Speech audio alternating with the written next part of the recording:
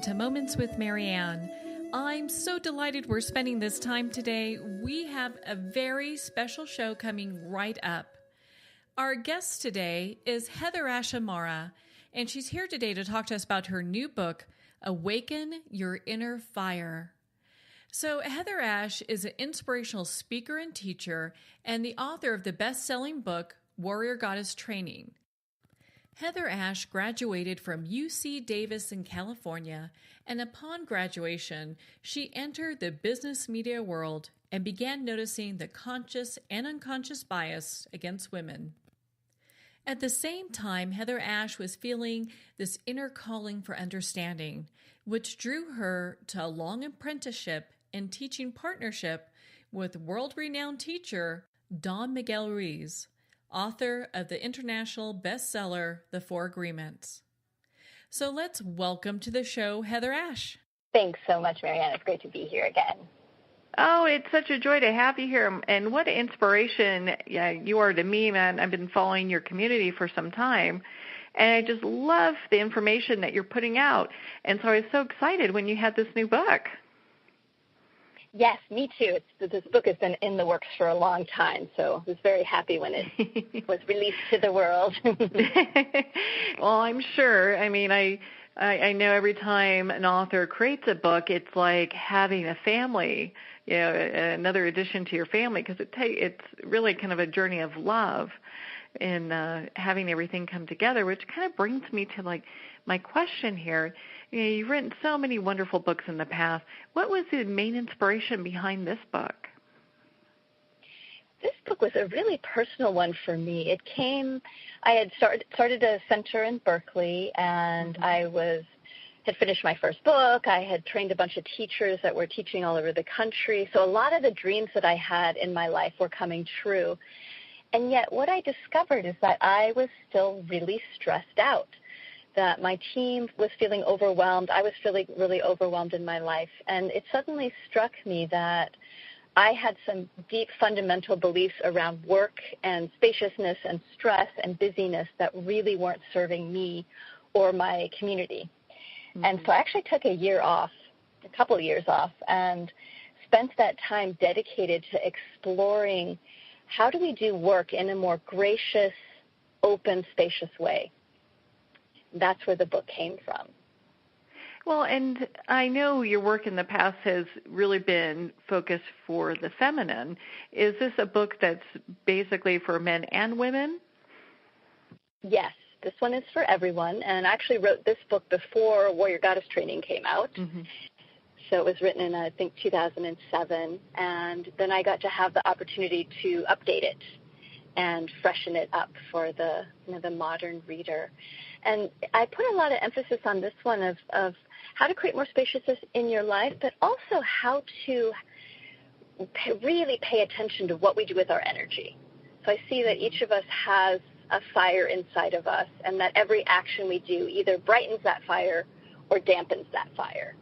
And when we start to really pay attention to our energy and how our actions and thoughts and beliefs affect our energy, then we come back into more deeper relationship with ourselves in a way that brings a lot more happiness and focus at the same time. So, and that's what you mean by awaken your inner fire, is really having that spark and that fire within you. So it's driving your happiness and your passion and your purpose. Yes, exactly. And that there's a sense of alignment with your mind, your emotions, your physical body, and your energetic body. Because I find that a lot of us are out of balance. Our mind tends to bully our emotional body and our physical body, and we tend to push ourselves and force ourselves to do things rather than inviting ourselves, which helps us to be a lot brighter when we're in a sense of play and joy in our lives rather than force and push. Yeah, I think many people can relate to that, especially when we look at a world that's so busy. We're a society that's addicted to busyness. We really are. And I remember when email first started, people saying, oh my gosh, this is going to be amazing because we're going to have so much more leisure time because of email. I remember that. Yes. Yeah. And so now we're in this incredible digital world where we're expected to answer things instantaneously. And there's so much data coming at us. Our world is speeding up, and awakening your inner fire for me is about learning to really tend to your own energy and your own presence so that you slow down even as the world is speeding up. And in slowing down, you actually get more done. Well, and that's so amazing because I do remember the time where they said, oh, you're going to have so much more time. This is all going to be innovated for you, and it's just going to be perfect. And what's happened is kind of the flip, where we have people that are addicted to their cell phones. The millennials, I've heard reports in case studies where the millennials are the greatest generation that is suffering and battling depression and other loneliness type issues. And so when we look at this, and your book brings into perspective how you can start actually being present in life and living.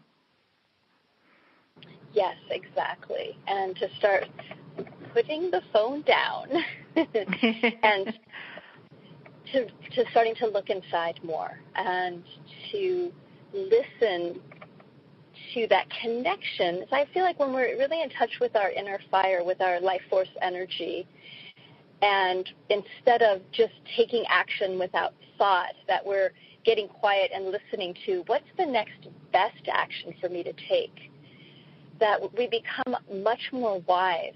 And instead of just taking action, feeling like we're getting things done, but we're actually just spinning our wheels, we start to craft our world in such a way that we aren't distracting ourselves as much, that we're willing to sit in just spaciousness and calm and listen and pause between activities to then say to ourselves, okay, where's the best place for me to put energy here?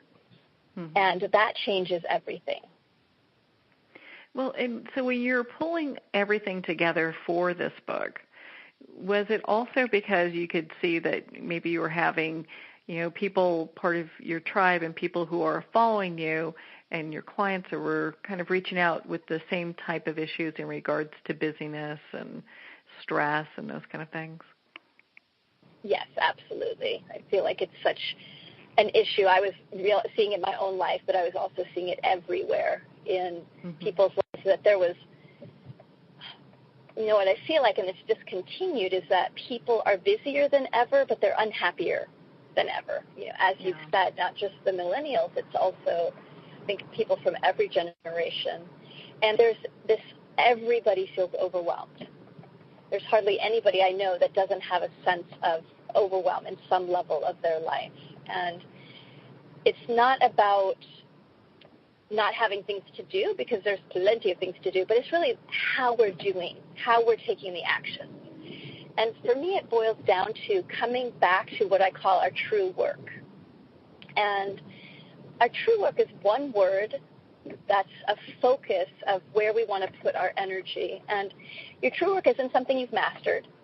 It's something that you're willing to practice and explore and that you feel really passionate about. So, for example, your true work might be love. It might be presence. It might be compassion. It might be being centered.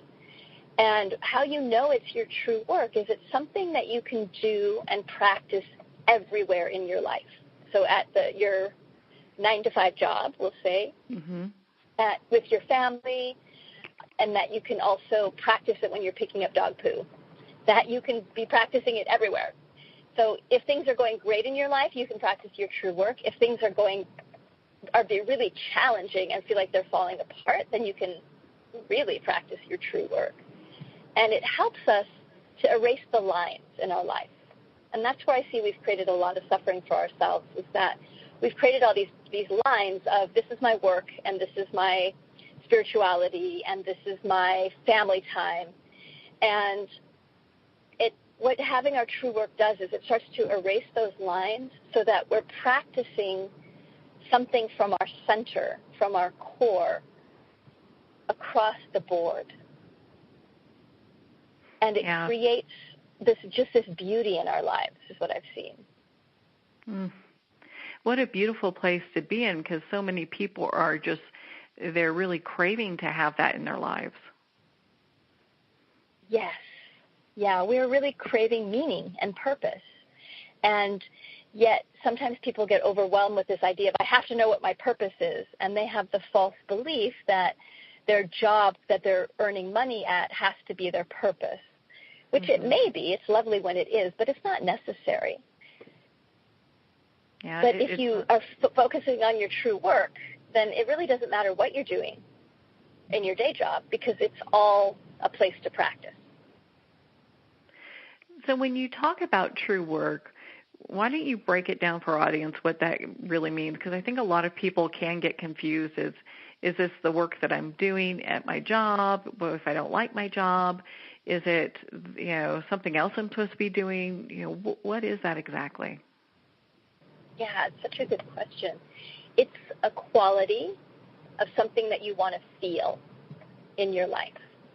So it's not anything that you're doing. It's about how you're being through the actions you're taking. What's the energy you're bringing to every action in your life?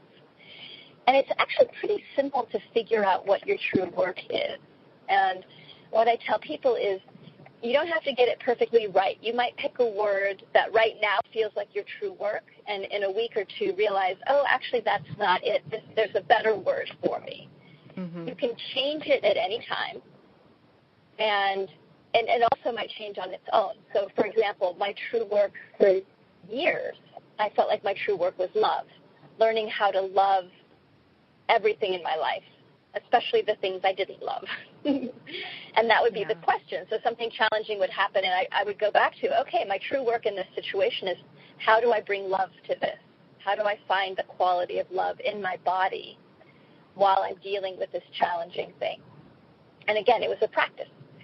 And then recently, my word changed, and I feel like now my true work is presence. How do I become present with everything that I'm doing? So an easy way to find your true work is to just sit quietly. And I like to imagine that you have a little pebble or a little rock that you drop into the top of your head. And imagine that within you there's this pool, and that you're imagining dropping this rock into your body, and that it drops into that pool in the center of your being, and it ripples out the answer to the question, what is my true work? If you just get quiet and ask your being, what is my true work? And then wait, not for your head to answer it, or from your heart to answer. You'll have a word that will arise from your depths. And don't worry if it's the right word. Just take whatever word arises and practice it, and say to yourself, okay, I'm going to practice this word as my true work over the next week or two, and see how it feels. That really gets a person so in touch with their intuition, and also starting to develop that part that I would like for you to expand on a little bit too, is that faith part as well. Yes. It is so much of what we're working to do is shift from the trying to figure things out logically. And I'll just say, logic's great. I love logic. It's really important. And yet it can also cause us to struggle, because the world isn't linear, and we're trying to make everything in our life often fit into linear, what I think of as linear thinking, which is if I do this and this and this, this will be the result. If I just do all the steps correctly. But life doesn't play that way. Life is circular. Life has beginnings and endings, and the endings don't necessarily show up where we'd like them to. And the beginnings sometimes come more quickly than we would like them to. So when we come back into circular living and realizing that we want to stay engaged with all the beginnings and all the endings in our life, then we can start to settle into ourselves in a deeper way and come back into faith. Faith knows that things take time. If you think about a garden, you plant the seed for something and it doesn't grow immediately. It takes time. And so that's what we're working to do is come back into the faith of the process of life, and that sometimes things take a while to gestate, and sometimes things end before we would like them to, but that's part of the cycle as well. Well, and what I find fascinating is a lot of times when cycles end, and maybe it's not quite what it was that we were expecting or wishing for, what happens next is better than what we could imagine. Yes.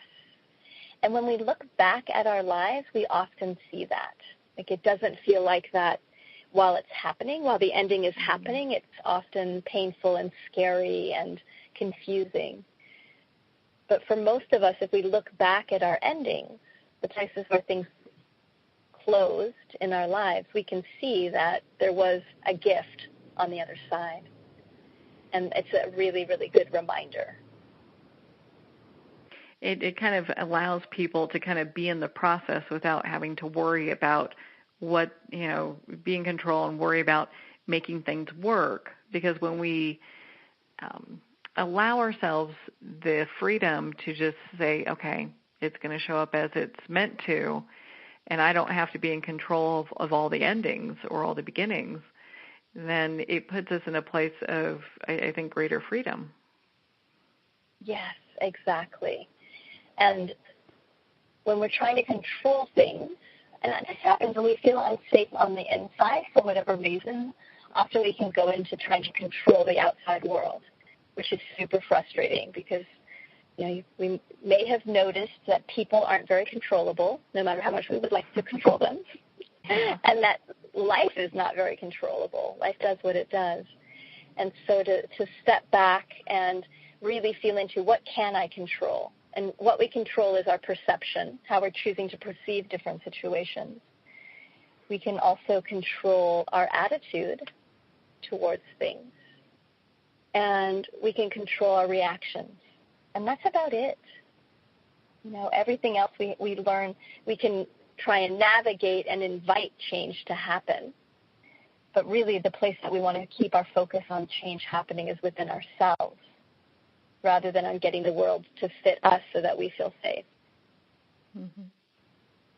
And you touched on such a great word, invite, as opposed to these are things I have to do, or I've got to do this and I should be doing this. But when we invite ourselves to do something, man, that really shifts the energy. It really does. And that's one of the things that is a powerful transformation, is to start looking at in your life around where is it that you're pushing or up against resistance or fear in your life, and just start to name where are you trying to force yourself to do things, where's there resistance, where's there procrastination. And I always like to start by just becoming aware, not trying to fix or change anything in the beginning, but to really start by, let me become aware of what my patterns are. Where am I losing energy? Where am I dampening my fire? Where am I feeling frazzled or burnt out? And to get curious about it, pay attention, name those areas. And then once you get the data, once you've gathered the data to start to see, when I wake up in the morning and I have negative thoughts, I lose a lot of energy. I feel my fire gets dampened. But when I wake up in the morning and I've had a really good dream and great sleep, I feel ready for my day and more centered and happy. That's great information to have. And then you can start changing things at that point. Well, and you've brought this up a couple of times. You've kind of touched on it, and I would love for you to expand on this further. But also in your book, you talk about embracing our emotions and how this all plays a part in the bigger picture of awakening our inner fire. Yeah, the emotional body is one of the places where we tend to lose a tremendous amount of energy without realizing it. And we haven't really been trained how to be in relationship to our emotional body. Mm-hmm. So to bring it back into relationship, I really believe that our emotional body wants to heal, and that what a lot of us have done is when we've had emotions in the past, in our childhood or as adults, that we haven't known what to do with, we have a tendency to stuff them and try not to feel them. And it's almost like we're carrying a backpack around that has all these old emotions crammed into them. And the backpack gets really heavy. And what happens when we don't express emotion is that it gets under pressure, and then it blows out sideways. And so we end up having a big upset around a very small thing, or we go into big grief without realizing why we're having such a reaction. Or we find we get numb. That's the other thing, is that when we've repressed our emotions over time, it can cause us to get numb, so we stop feeling anything. So to come back into right relationship with the emotional body means a willingness to unpack the backpack, basically, to clear out those old emotions in a safe way. And really the main thing is just giving yourself permission to release the emotions from the past. One of my favorite ways is through movement, through putting on really good music and then letting your body move and letting your body know, okay, anything that's old or that I don't need to be carrying around any longer, let me release it through this movement or through sound. And what happens over time is that we get current with our emotional body, which is a glorious place to be, because then our reactions to the world are much less. They're current time rather than connected to a lot of pain from the past. Mm-hmm. Yeah, it's interesting because a lot of times I think people get confused. It's like, well, I've got all these old emotions. How do I get rid of them? How do I even identify them? And that's such a great way of doing it, is the dancing part.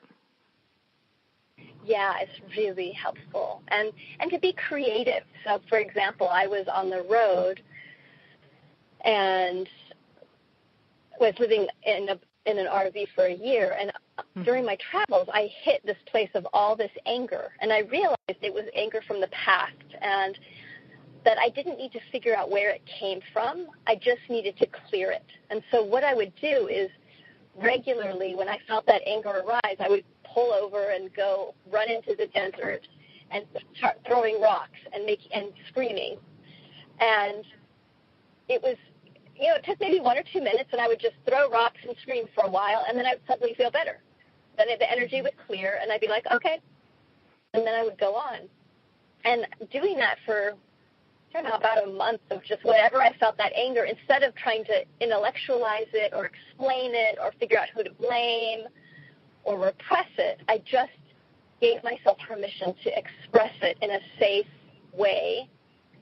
It cleared. And that really changed my life. What a powerful way to handle that. I just had a friend call me yesterday saying, gosh, I'm really sad and I don't know why. And, we were kind of talking about your book and different parts in it, how it would, kind of help her get to a place of releasing these emotions. And it was really interesting because she's like, oh, I hadn't thought about doing that, and went through and started doing the practice, and it worked. I'm so happy to hear that. Yeah, we're just not taught these skills around the emotional body, and they're really simple. And it's just that place of letting our emotional body express the past, and we're not cycling it. So there's a difference between thinking a thought that then causes an emotion versus just going, oh, there's sadness here. Let me express the sadness. Let me let myself grieve. And sometimes while you're grieving, you then start to understand, oh, this is about like how many times I moved as a kid, or this is about the loss of my dog, or this is about, and sometimes you don't know. But the emotional body wants to heal when we start coming into relationship with it and really starting to trust it and let it move the energy. It'll let us know what's needed, so that we can come into a sense of peace in our present day.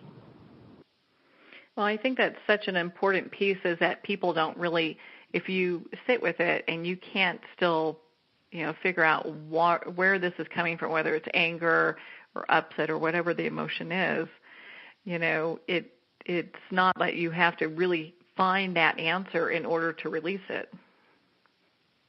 Yes, exactly. It's an energy. So is it helpful to know where? Sometimes, but a lot of times it's not even necessary. The emotional body just wants to clear the emotion. And so how can you best support it? For people that know, and a lot of us know, let's say this, a lot of us know what we have in our backpack from the past. So we know if we have repressed anger, or often we know if we have repressed grief. We have this sense because it leaks out. Mm-hmm. So to turn towards it rather than turning away from it and ask it, what do you need, sweetheart? To actually talk to the emotional body. What would serve you? How can I help this energy to move? And to then take the action, because it's one thing to just think about it, and it's another thing to take the action. And I think sometimes the fear around the emotional body is people are afraid, well, if I go into the emotion, I'll never come out of it. I'll always be angry, or I'll always be in grief. But your physical body can't sustain an emotion forever. If you're really in, you'll get tired, you'll release emotion, you'll get tired, you'll feel better. And this is the key to knowing if you're releasing an emotion or if you're cycling it. So when you express an emotion and then you feel better afterwards, that means you've cleared it out. But if you notice that you're having an emotion and you don't feel better, what that means most of the time is it's because your mind has a story and it's telling you the story and poking the emotional body. So if I have a story that says, it's not fair that this situation happened to me, and I keep telling myself that story over and over again, I can keep having grief over and over again because literally the mind's poking the emotional body to cause the grief. Once we get the mind out of the way and just have the emotion, it clears, and there's more spaciousness. But it takes a lot of courage.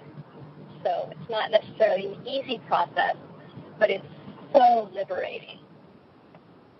It really is, and I can see a little bit of the influence of the Four Agreements here, where it's so you put it in such a beautiful way that it's expressed completely differently, but in a way that readers can really pick up the book and start implementing it in their lives.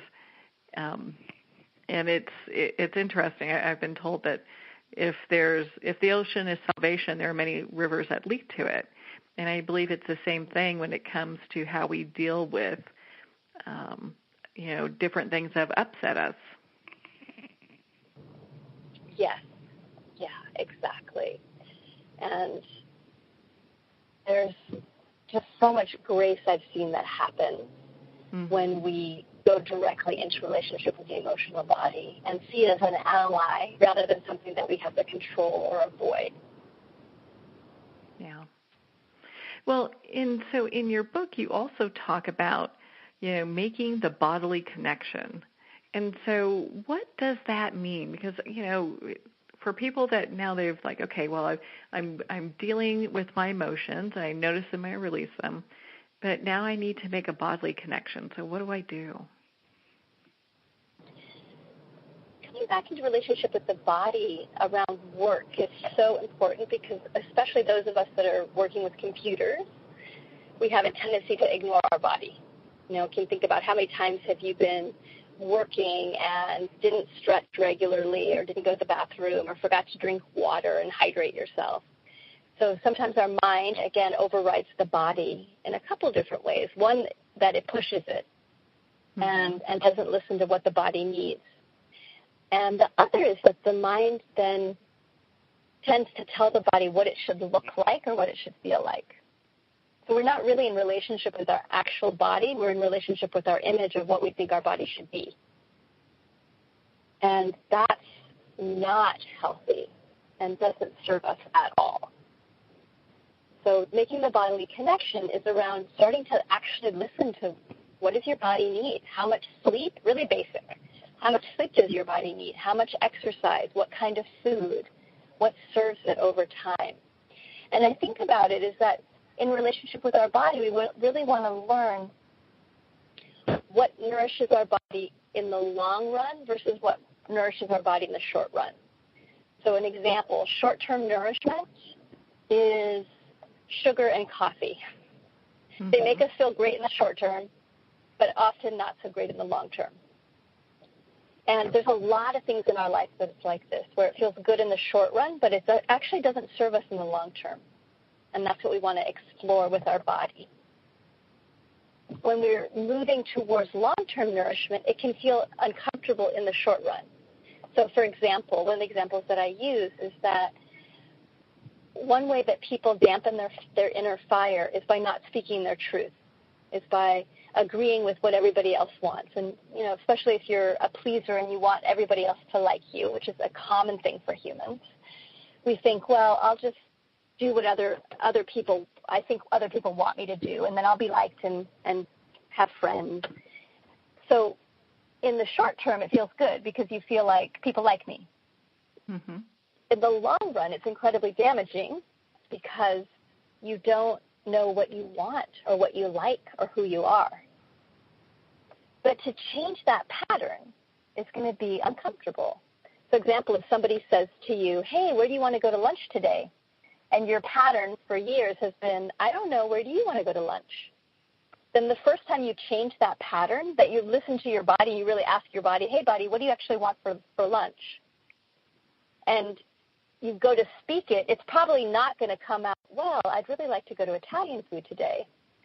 It's probably going to come out either, I want to go to Italian food, because it's been under pressure, mm-hmm. Or it's going to come out, well, I think Italian food would be okay. What do you think? Do you like Italian food? Would that be okay for you?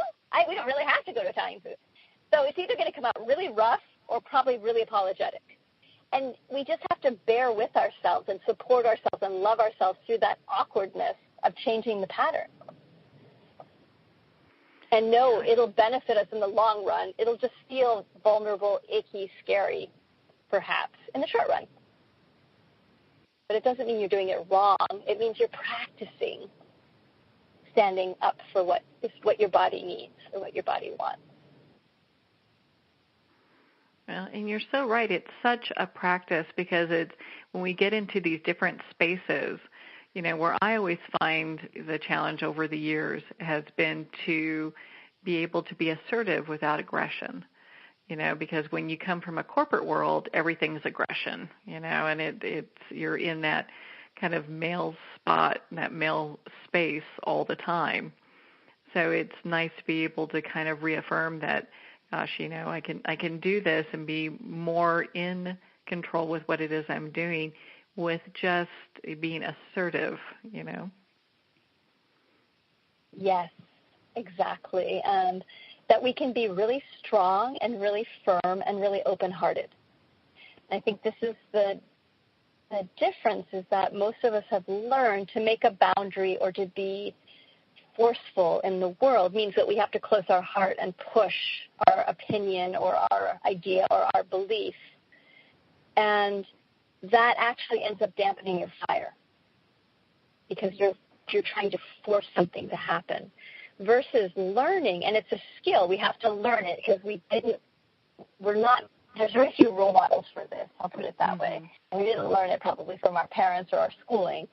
So to learn how to have an open heart, be super grounded and present, and clearly state what we want and stay with it. And also be flexible, obviously. But it's that open-hearted piece that we're opening rather than closing that has a totally different quality of feeling in our body. And I think a lot of chronic pain that we have as humans is because we're closing and pushing rather than opening and allowing and staying clear with ourselves. Yeah, without a doubt. And others. Yeah. Well, and in your book, you talk about something that I think is absolutely brilliant, and it's about abandoning ourselves. And I'd love for you to share a little bit about that with our listeners because, it's such an important piece. Yes, it's such a huge piece. So this place of abandoning ourselves is anytime we're comparing ourselves to other people who we think we're supposed to be, the places that we're judging ourselves, the places that we've created an image of perfection and are holding ourselves up against that image of perfection rather than being with where we're at. Those are all places we abandon ourselves. And it's a habit that I think almost all of us have to some degree or another. Learning to come back home to ourselves is about being in relationship with who we are now, not who we were in the past, not who we think we're supposed to be now, not who we wish we are, but who are we actually? And getting to know ourselves intimately. What is my mind up to? What is my emotional body up to? What is my physical body up to? What's my energy up to? How am I in relationship with these different aspects of myself? And that we don't judge or abandon ourselves, but that we become our best ally. I love to think of it that we're holding hands with ourselves and we're inviting ourselves forward with love and with playfulness. And it makes life much more fun and engaging. That's for sure. That's what I've really learned. I have fun doing really difficult, like paying my taxes.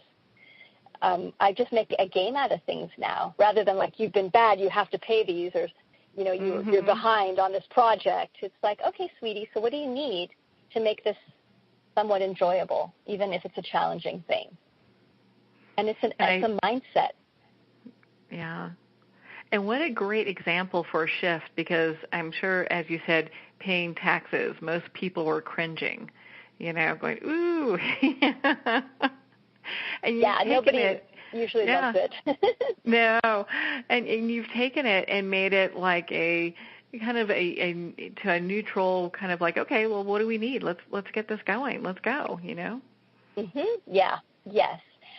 And how can I support myself in the way that will work for me rather than what I think I should be doing? So often when I pay taxes now, I will take a bunch of my receipts in a box and I'll go to a coffee shop and I'll put on good music on my headphones and just hang out and drink some fun drink and just power through it. And I make it enjoyable in that way. Yeah. Same thing with cleaning the house. Crank the music, dance around, clean. And to do things a little bit at a time, a little step at a time is really powerful. And to also look for what are the systems that will help create ease in our life. That's another thing about not abandoning ourselves, is that when we are procrastinating or we're missing deadlines or we're losing things, we can go into judgment and say, I should be different, this is bad, or we blame other people. But if instead we get really curious and say, okay, well, there's a system that's missing.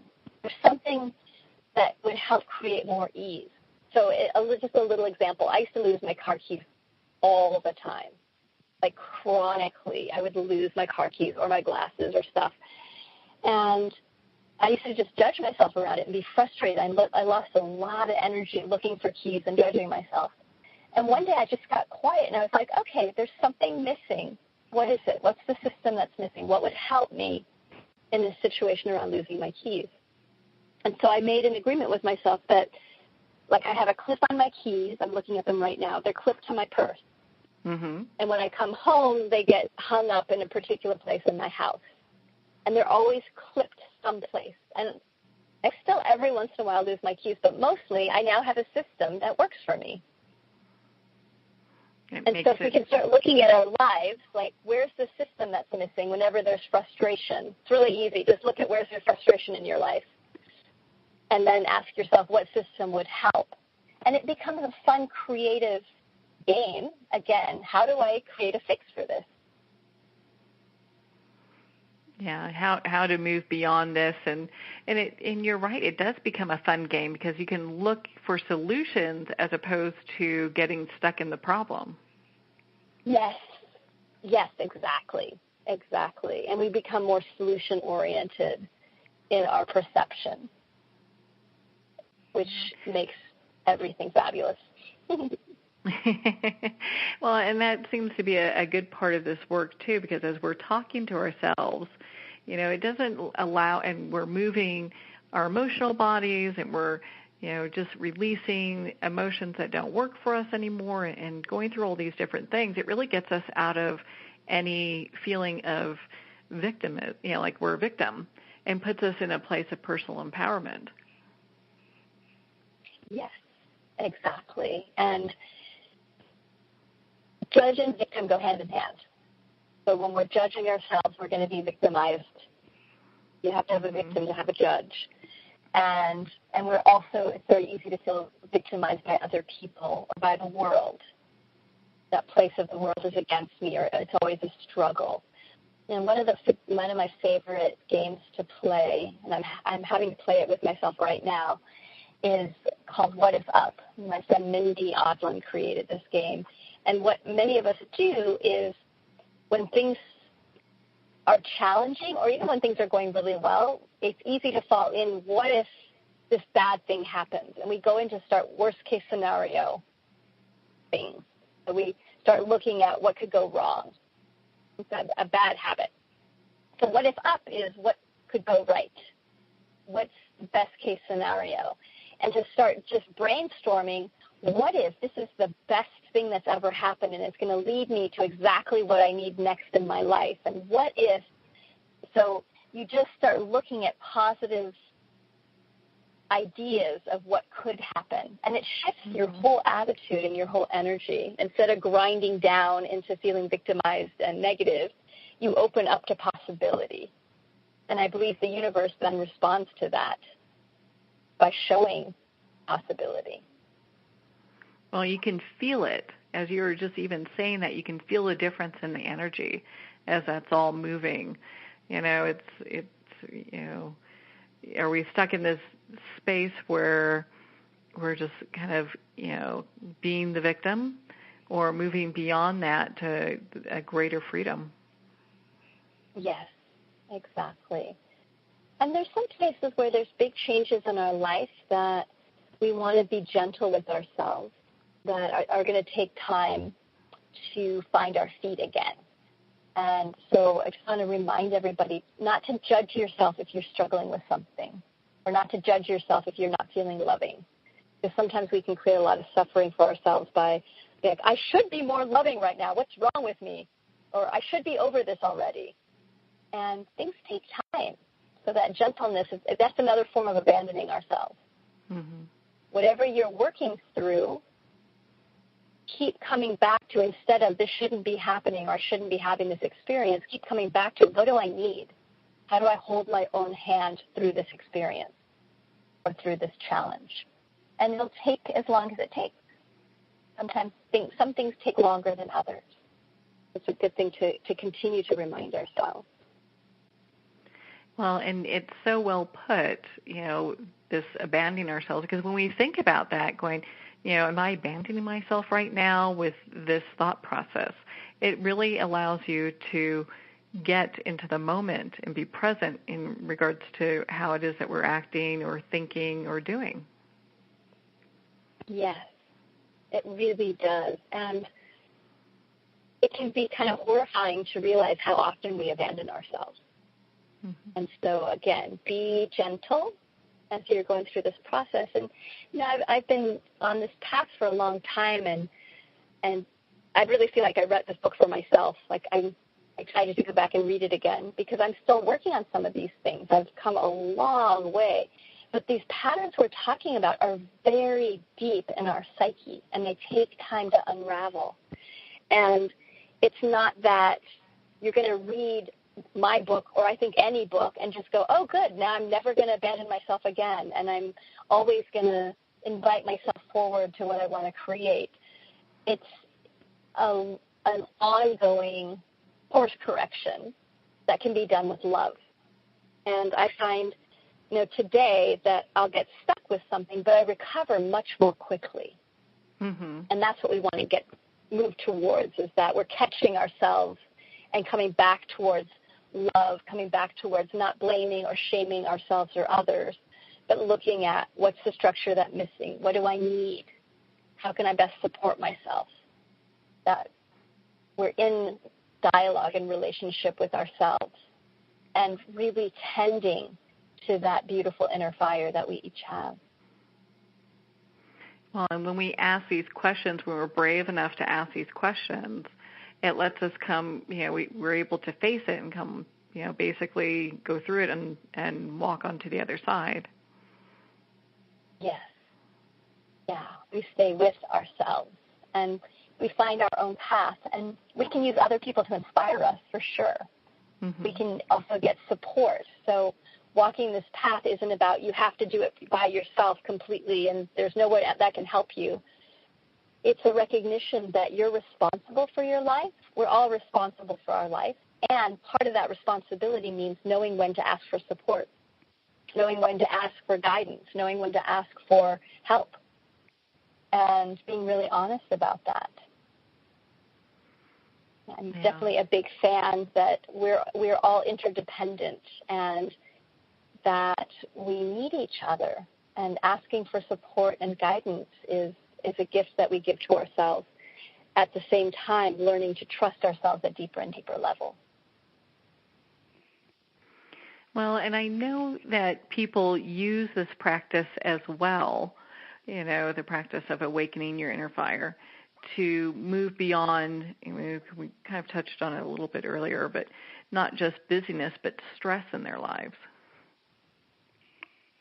Yes, absolutely. And again, to watch the places where we're in busyness or overwhelm or stress and to notice, what is stress doing to me? And here's something that's interesting. I read these studies that stress isn't so bad for us. It's our worry about stress that's actually really bad.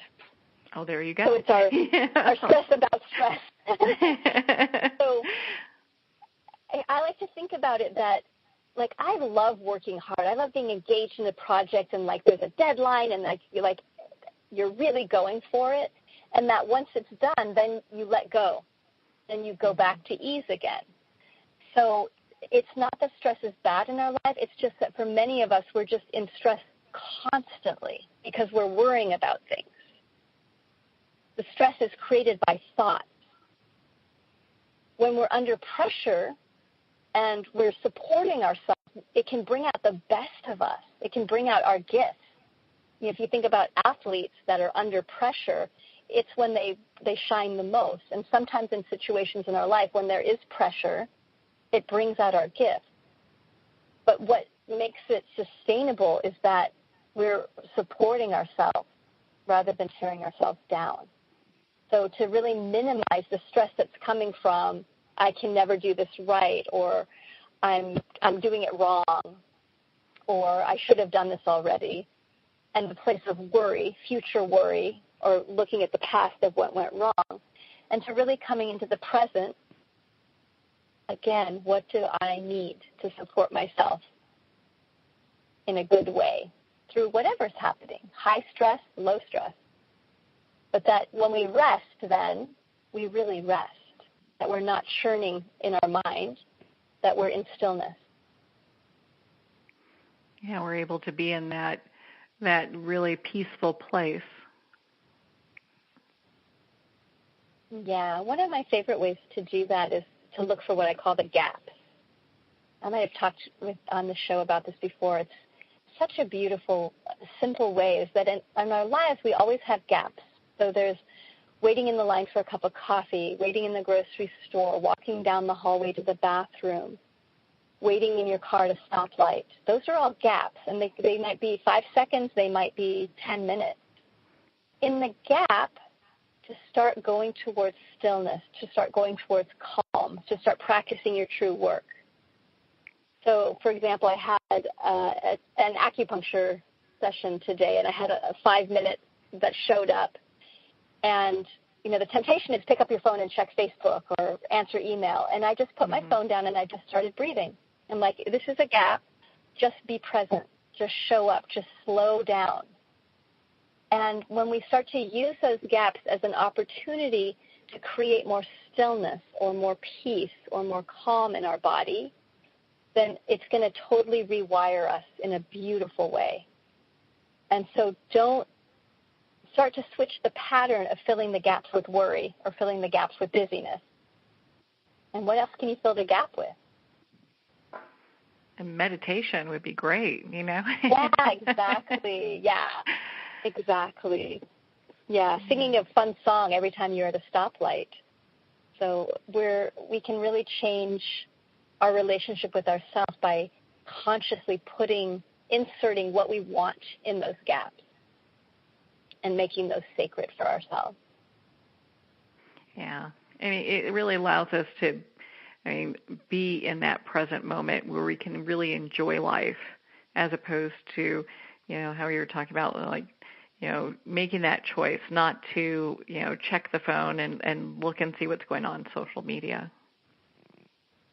Yes, and it takes restraint. We're so habituated to picking up the phone and checking that it's another short-term versus long-term nourishment. In the short run, in the beginning, it's really hard not to pick the phone up because it's so habitual. And yet, in the long run, it's such a gift to unplug and have the space to yourself. It changes your relationship with yourself in a really drastic way because we're so outer focused. Everything's about what's happening out there, and we really need to start inviting ourselves to go inward so that we can rest into the depth of ourselves. And that just provides such greater inner peace, and you develop this knowledge that you wouldn't otherwise have. Yes, and also your intuition comes back online. When we create more space, when we're not busy or worried all the time, we start to slow down. I found that the intuition comes back online, and all of a sudden I know what's next. Like, I wake up in the morning now and I know things that aren't conscious. There's like the depth of my being is like, here's the next action to take. I've had experiences where I've had lists and lists of people that I needed to call, and my brain's like, oh my God, we have to start with A and go to Z. And I'll get quiet, like linear thinking, right? There's only one way to do this. We have to start from the beginning, and it has to be really repetitive. But I get quiet, and I open my being, and I say, what's next? And a message comes in, call this person. They're 8 down the line. And I found every time when I listen to that guidance and call that person, it's effortless. The person picks up. We make the appointment. It's really simple. So there's a greater intelligence we all have that's connected to this web of life. And when we're busy and overwhelmed, we're disconnected from it. We're just trying to do what's in front of us. When we slow down and we let our energy field rest and plug back in to this incredible web that we're connected to, our intuition then starts to guide us so that things become more effortless. We don't have to expend as much effort to get things done. We know what's next. The path starts to clear up, and a lot more synchronicities happen where we have this silent knowledge of what our next action is, and there is much more ease in our lives. And what a beautiful place to be in. I think I have time for one more question here, and gosh, we would love to keep you forever. You're just such, in my opinion, such a great master at having to, just how to move your life into a better direction. And I'm just so thrilled that we have you here to spend this time with us. So, we've talked about so much. How does gratitude play a part in all of this? Gratitude is one of the biggest ways to ignite our inner fire, to really get more energy. Like, so many of us want more energy. When you go into gratitude, even for the hard things, you open. And it's that openness that then allows more energy to flow in our being and more creativity and more passion. So to start to be grateful for the little things in your life that we take for granted. Like, I'm grateful right now that I'm sitting in a car and that I have a car to drive. What a cool thing is that? I'm grateful for the trees outside. I'm grateful that somebody comes and takes my garbage from the street every week. Just the little things we take for granted. When we start to name what we're grateful for in our lives, we get more and more energy. And to also have gratitude even for the hard things, because there's always beauty even in the most difficult of things. and we can look towards the gratitude and find a deeper sense of peace in our heart because of that. Yeah, I love that. I think gratitude is such a big part in our journey that, when I was reading the chapter on it, no wonder you call it the energy igniter. Yes, it's so, so powerful and so simple. And so much of this work really is simple. And I think that's sometimes why it's easy to overlook it, because our mind wants to make everything complicated. Mm-hmm. Our mind's going to have the tendency to complicate things and worry and create more busyness. And we want to start to move our mind and ask our mind to help us create more simplicity in our lives. And gratitude is one of the simplest ways to create change. What a beautiful note to end on. My goodness. I'm sorry, we can always spend so much time with you. HeatherAsh,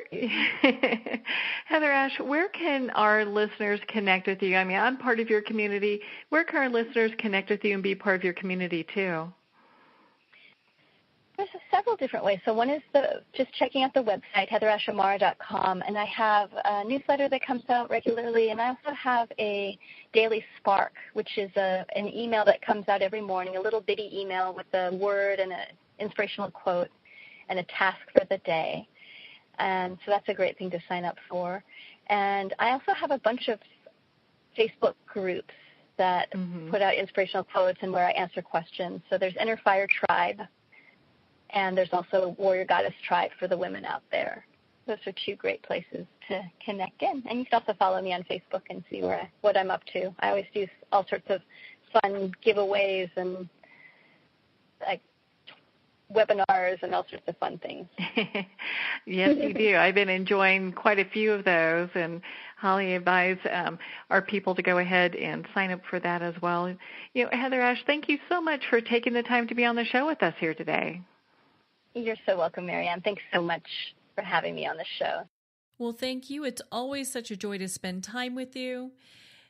To check out more about Heather Ash's book, Awaken, Your Inner Fire, you can visit the Moments with Marianne book club at momentswithmarianne.com, or you can pick up the book at all major retailers.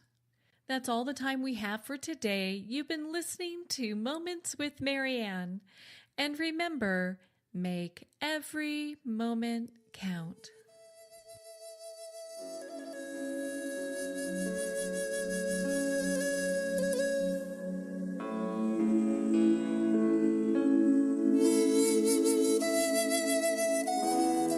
In a single moment, your life can change. Moments with Marianne is a transformative hour that covers an endless array of topics with the best of the best. Her guests are leaders in their fields, ranging from inspirational authors, top industry leaders, and business and spiritual entrepreneurs. Each guest is gifted and a true visionary, a recognized leader in her own work, and while teaching others to develop, refocus, and grow, Marianne will bring the best guest and sometimes a special surprise. Don't miss this. You never know just which moment will change your life forever. Moments with Marianne airs every Thursday, Friday, and Sunday at 8 p.m. Eastern, 6 p.m. Mountain Time. Make sure to tune in and visit momentswithmarianne.com for more information.